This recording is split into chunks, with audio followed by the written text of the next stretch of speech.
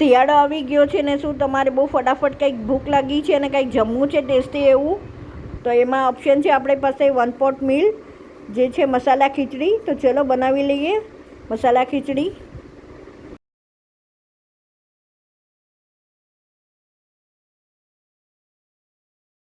Mixing bowl લઈ લેશું. એમાં 1/4 કપ આપણે ફોતરાવાળી મગની દાળ એડ કરશું. સાથે આપણે 1/4 કપ તુરની દાળ એડ કરશું. 1/4 કપ પીળી મગની દાળ. બીજા બાઉલમાં આપણે 1 કપ ચોખા લઈ લઈશું. હવે આપણે દાળ અને ચોખા બે અલગ અલગ બાઉલમાં ધોઈને પલાળી દઈશું.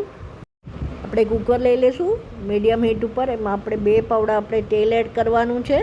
સાથે 1 ટેબલ સ્પૂન જેવું આપણે બટર એડ કરી દઈશું. 1 ટીસ્પૂન મિક્સ રાઈ જીરું એડ કરી દઈશું. રાઈ જીરું થઈ ગયા છે. એક મોટો ચોપ કરીને કાંદો એડ કરી દઈશું. તો કાંદા આપણા ટ્રાન્સપરન્ટ થવા માંડ્યા છે. તો હવે આપણે એક મોટું ચોપ કરેલું ટમેટું એડ કરી દઈશું. ફરીથી મિક્સ કરી લઈશું એને. આપણે ટમેટાને સોફ્ટ થવા દઈશું. મેં બધા વેજીટેબલ્સ લીધા છે. કેપ્સિકમ, વટાણા, ગાજર, બટેટું અને સિંગ બધું 1/4 કપ લીધું છે. 1/4 કપ છે ઈચ. તો હવે આપણે એ એડ કરી દઈએ. પહેલાં આપણે આદુ અને લસણની પેસ્ટ છે આ એડ કરી દઈએ.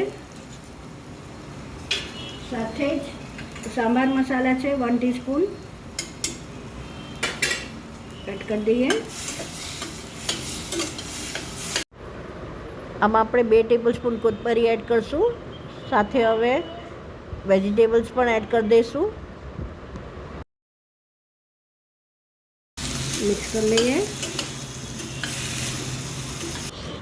હળદર એડ કરી દઈશું 1/2 ટીસ્પૂન જેવી. સાથે સોલ્ટ ટુ ટેસ્ટ.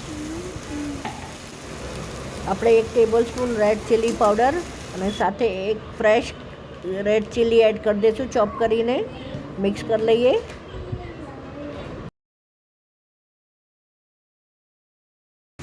એક ગ્લાસ આપણે પાણી એડ કરી દઈશું ને બોઇલ આવવા દઈશું આને.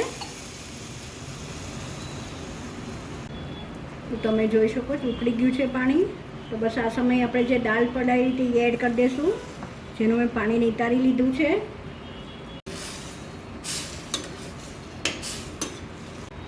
તો આપણું પાણી ઉકળી ગયું છે. તો ફરીથી તો આપણે ચોખા એડ કરી દઈશું.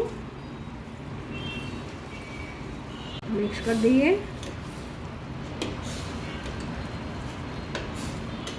આપણે બીજો ગ્લાસ પાણી એડ કરી દઈશું. તો હવે લીડ લગાડી દીધું છે આપણે કુકરને. આપણે 3 વિસલ થવા દઈશું.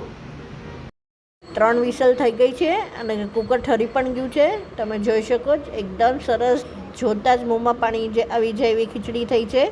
તો ચલો હવે સર્વ કરી દઈએ. તો સર્વ થઈને રેડી છે મારી મિક્સ વેજીટેબલ મસાલા ખીચડી. આઈ વિશ તમને મારી આ રેસીપી ગમી હશે. જો ગમી હોય તો લાઈક, શેર અને સબસ્ક્રાઈબ કરવાનું ના ભૂલતા. આવી જ નવી રેસીપી સાથે આપણે ફરીથી મળતા રહીશું. Till then by, take care.